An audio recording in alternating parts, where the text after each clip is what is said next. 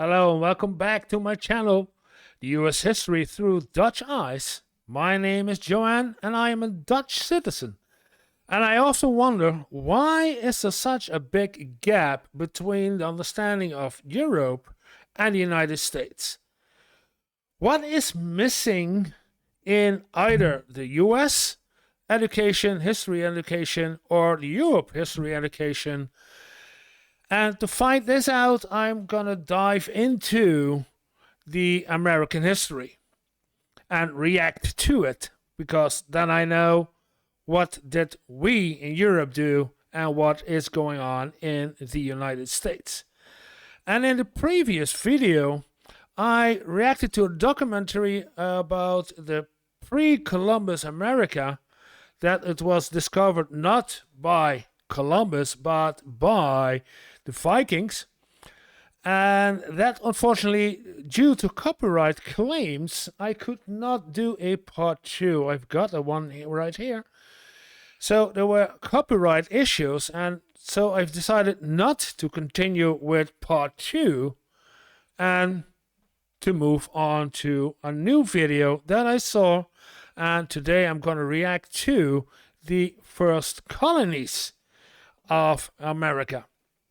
So I'm curious. Let's do this. And I start with subscribe and like. 33,000 likes is already a good one. From Jeffrey the Librarian. The original link will be in the description, of course. And let's see how this gonna be. This presentation outlines the development of European colonies in the future United States and Canada from 1565 to 1700. 1565 to 1700.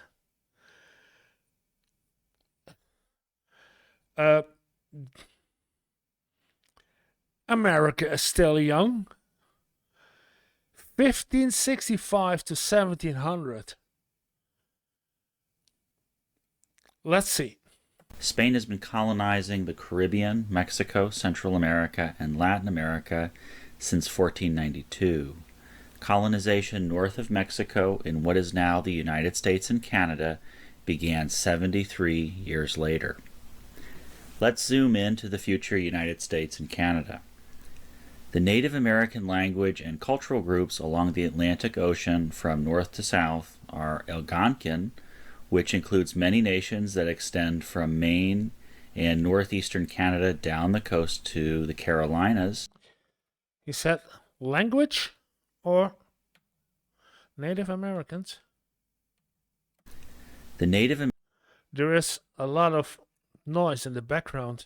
American language and cultural groups along the Atlantic Ocean from north to south are Algonquin, which includes many nations that extend from Maine and northeastern Canada down the coast to the Carolinas. Siouan language speakers are, very interestingly, present in the area of the Carolinas, so there is a linguistic connection between some of these nations here in the south and the Plains people. Below them, in present-day Georgia and Florida, are the Muskogean family of nations, and in the Great Lakes region are the Iroquoian nations. The Pueblo are in the southwest, and it's important to remember that the Spanish will be coming up from Mexico to the southwest. Spanish colonies will be shown in yellow, English colonies in red, French colonies in blue, and Dutch colonies in orange. There we are, the Dutch guys. Okay. The date and the monarch of England will be shown in the bottom right-hand corner. Let's begin in 1565. Queen Elizabeth I is the monarch in England. The first successful European foothold above Mexico is the Spanish colony of St. Augustine, founded in modern Florida in 1565. 1585. Sir Walter Raleigh founds the first English colony in North America at Roanoke Island in future North Carolina. The colony dissolves the next year. 1580. Dissolves the next year. So it was there and it's gone. 7. a second colony is established at Roanoke Island under John White.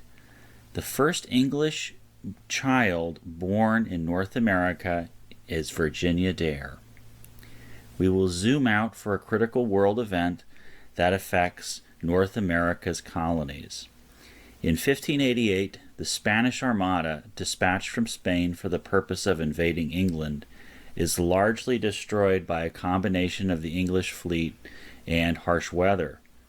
The demise of the Armada means that Spain is no longer the most powerful nation in the world, and the Armada's ruin provides England, France, and the Netherlands with opportunities to colonize North America. 1590.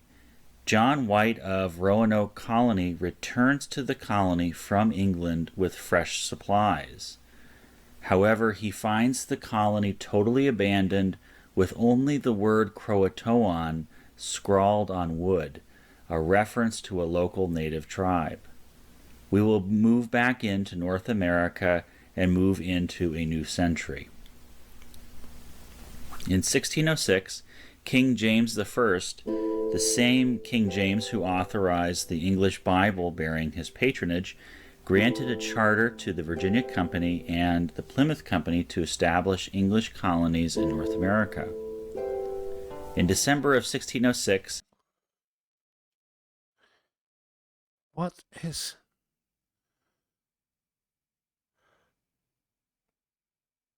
Peak Bay? Is this Chesapeake Bay? So, along.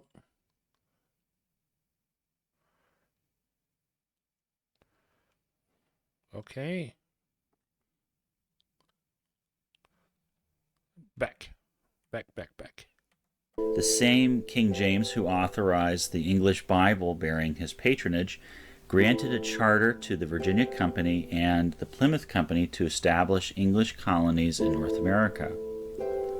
In December of 1606, Captain John Smith is one of about 100 colonists who sail on the ships Susan Constant, the Discovery, and the Godspeed. In spring of 1607, the ships are off the coast of Virginia. The ships sail up a river, which the crew names after King James, and they found Jamestown. It is important to remember that when Jamestown was founded in 1607, Spanish St. Augustine has been in operation for 42 years. Okay, St. Augustine was already 40 years in the United States before Jamestown was founded. 40 years. 4 decades. St. Augustine should be thriving by that moment.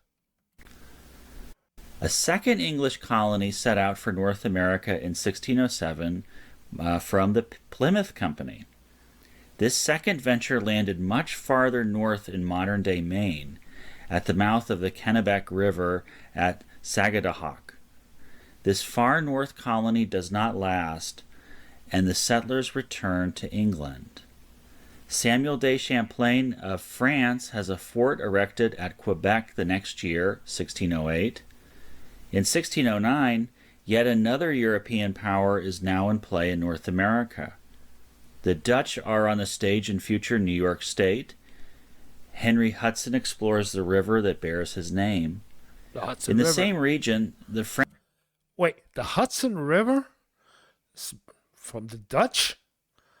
I'm surprised. The Dutch are on the stage in future New York State. Henry Hudson explores the river that bears his name. In the same region, the French explorer Samuel de Champlain furthers French interests in the Northeast, charting the lake in New York State that bears his name. We often focus on the Atlantic coast, but it's important to remember that colonization is occurring in the American West as well. In 1610, the Spanish settle Santa Fe in future New Mexico among the ancient civilization of the Pueblo. All at once, 4 powers are suddenly active in North America. The English have Jamestown in 1607, the French Quebec in 1608, the Dutch on the Hudson River in 1609, and the Spanish at Santa Fe in 1610. But Jamestown is in danger in 1610. The colony is starving. Pocahontas provides food assistance. Pocahontas? Okay. We all know the animation. Pocahontas. To Jamestown's starving colonists. The Baron de la Warre arrives with more ships and settlers, and the colony gets a second life. 1613. John Rolfe cultivates West Indian or Caribbean tobacco at Jamestown. This begins the first profitable venture in English North America and establishes tobacco as a cash crop. Entrance to a Dutch port van de Velde too, 1665. Entrance to a Dutch port van de Velde too. Tobacco at Jamestown. This begins the first profitable venture in English North America. English, this is Dutch. Entrance to a Dutch port. And establishes tobacco as a cash crop. 1619 is a critical year at Jamestown. Two contrasting institutions are born that year. One institution is the House of Burgesses, which is the beginnings of representative government in North America. This is contrasted by the first shipment of slaves to Jamestown in that same year. Slaves? Already? Thus, the American South's contrasting traditions of representative government and slave labor are born in the same year. 1620 or 1619. And they came from? The English did slaves? Thus, the North America House of Burgesses, which is the beginnings of representative government in North America, this is contrasted by the first shipment of slaves to Jamestown in that same year. So the British bring in the slaves. Thus, the American South's contrasting traditions of representative government and slave labor are born in the same year. Another English venture begins in 1620. The Mayflower set sail with Pilgrim separatists and strangers. Strangers are Mayflower colonists that are not a part of the separatist religious movement. The Mayflower separatists are actually distinct from other Puritans.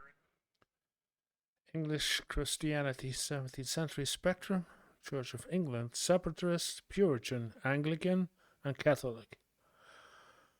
Low Church, High Church. The Pilgrim separatists on the Mayflower want a full separation from the Church of England, whereas other Puritans want to purify or reform the Church of England. So there is a distinction between radical separatist Pilgrims and Puritans. The Mayflower lands at Cape Cod. Plymouth is founded there in the future state of Massachusetts, a name derived from a local native nation. The Wampanoag are there at Cape Cod. The Mayflower Compact is signed on board the ship, a very early governmental document in the future United States. 1622. The Powhatan Confederacy attacks Jamestown, and the colony's future is again uncertain. King James wants more direct control over Jamestown. In 1624, the Dutch established Fort Orange at present-day Albany, New York. 1626. The Dutch West India Company establishes New Amsterdam on Manhattan Island. The Lenape and other Algonquian natives are present there.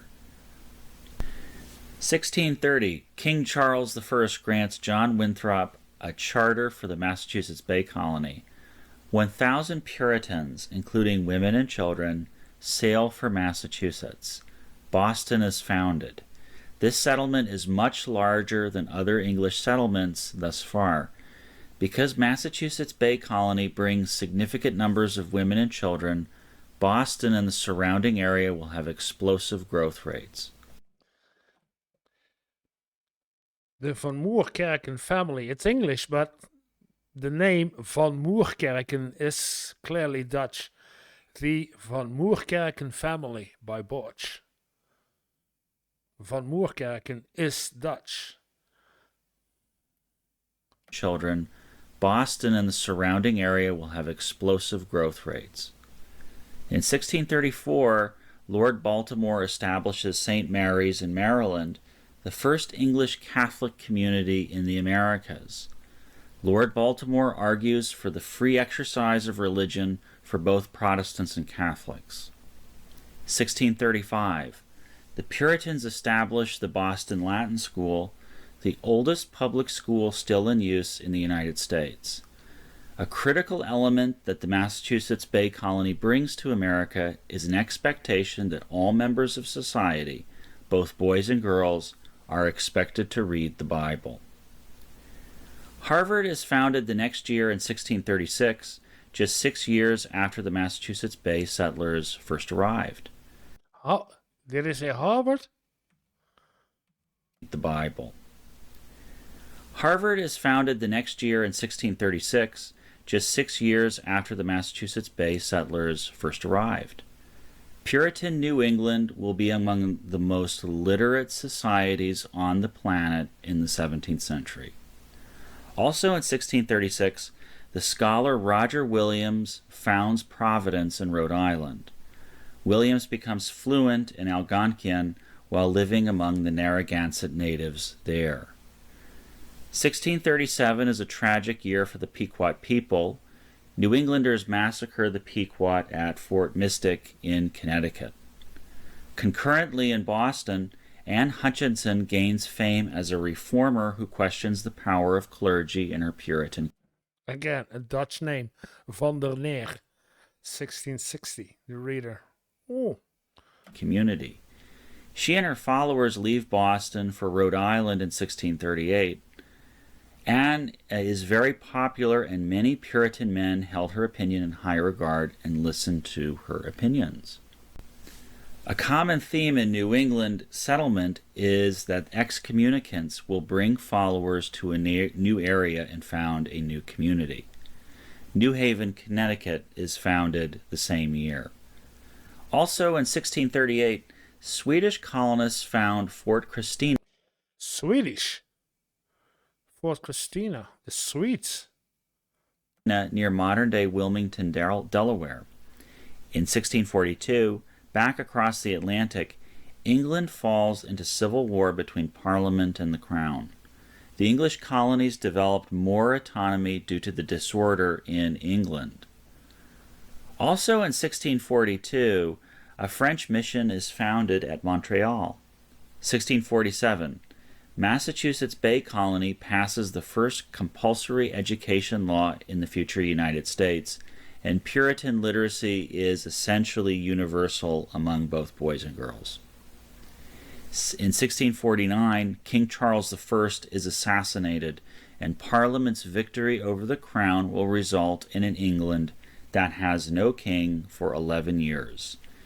The English Civil War and the ensuing internal conflict in England means that the English colonies in America are becoming very accustomed to local rule. Also in 1649, the General Assembly of Maryland grants an act concerning religion, or the Act of Religious Toleration, which grants freedom of religion for all Trinitarian churches. 1655, the Dutch assume control of struggling New Sweden and modern Delaware. 1659, Spanish Franciscans establish a mission at El Paso in modern-day Texas. Charles II restores the monarchy in 1660, marking an end to Cromwell's protectorate. Charles II initiates navigation acts to ensure that English colonists are sending raw goods back to England on English ships, discouraging trade with the Dutch or other European powers. This policy is in line with mercantilism, an economic philosophy that assumed a nation could only build wealth if it kept trade within its borders. 1661, the Puritan John Eliot, who has lived among the New England Algonquians, prints the first Bible published in North America, It is in Algonquian. So the first Bible printed in the future United States was in Algonquian. 1664. The English capture New Amsterdam from the Dutchman Peter Stuyvesant. Dutch New Amsterdam is now English New York. Yeah. As part of the Anglo-Dutch wars. Yeah. Dutch Fort. Yeah, but conquers, as in we gave it up, because otherwise we had to relinquish New Amsterdam to the English because we lost the war. Fort Orange in upstate New York becomes English Albany, and Fort Christina in modern Delaware is also secured from the Dutch for England. England now controls the Atlantic coast from Jamestown to Boston. 1670. Charlestown is founded in Carolina, the new colony named after King Charles. Charlestown will quickly develop a labor system based on large-scale slavery, similar to that employed in the sugar islands of the Caribbean. The cash crops in South Carolina will be rice and indigo. 1671. The French Jesuits found a mission at St. Ignace in Michigan and another mission at the Great Lakes. That's still a part now. Quebec, Montreal. It's Canada. In De Pere near Green Bay, Wisconsin. In 1673, the French further their interior exploration. Jacques Marquette and Louis Joliet travel from St. Ignace to Green Bay, Wisconsin. They then travel through Wisconsin to the upper Mississippi River and then down the river to Middle Arkansas. Also in 1673, the French established the fur trading station Fort Frontenac just above Lake Ontario. In 1675, New Englanders are engaged in a full-scale conflict against the region's Algonquian nations. This is King Philip's War, and the Wampanoag leader Metacomet, or King Philip, leads a coalition of nations against the New Englanders. The percentage of the New England native population that are killed in this conflict is simply devastating for these nations. Concurrently with King Philip's War, there is also in Virginia an equally destructive conflict. In 1676, a wealthy landowner in Virginia, Nathaniel Bacon, insists on driving out the native population, while Governor William Berkeley is more committed to fostering stable relations with the natives. Bacon attacks local native groups, and Berkeley names Bacon a rebel. Bacon's rebels cause widespread disruption and even attack Jamestown itself. Bacon dies of a fever, and the rebellion fizzles out. Out west in 1680, the Pueblo people revolt against Spanish rule, driving the Spanish from Santa Fe. 1682, William Penn, holding a charter to start a new colony, founds Philadelphia. Penn also has a religious vision. This Quaker will establish a peaceable kingdom with friendly relations with the natives, and immigrants from other European countries are to be welcomed. Pennsylvania quickly becomes a destination for Germans. Germans? In Pennsylvania? I didn't know this. Penn's vision of peace and tolerance between tribes, nations, and churches actually survives for almost 70 years. Also in 1682, the French explorer La Salle reaches the mouth of the Mississippi River as France's water trade empire now reaches from the Atlantic on both sides, from the St. Lawrence in the northeast all the way down to the Mississippi in the south. 1686, the French establish a trading post at Arkansas Post, an early European bastion in the lower Mississippi. Yeah, it's way down along the Mississippi River. The infamous witch hunt craze strikes Salem, Massachusetts, just north of Boston in 1692. Also in 1692, the Spanish return to Santa Fe. However, Spain has learned now that it must cooperate with native nations in order to maintain its holdings in America. 1699. Williamsburg is established as the capital of Virginia, named after King William. By 1700, England, France, and Spain all have strong footholds in North America. The next century will see these civilizations contest with one another over the continent and struggles that would shape the modern world. Okay. A lot of new information. I know that the Brits had fought with the Dutch, and the Dutch will be back. And the British were and still are the most powerful at that era of time. But surprising to me was the Germans are there, and that I don't know that there was so much about the colonization around Boston, that there was the Bible, the literacy, the Puritans, and I wonder if those around Boston is the reason that we in Europe often say, why are those Americans so not prudent, so careful with terms like sex and porn, and that books are banished from schools about anything like that? Is this a part of what came from those early days? I don't know. I will see in the next videos. I will learn. That's what we're here for. We are here to learn. And if you want to learn along with me, like and subscribe, and we will see each other in the next video.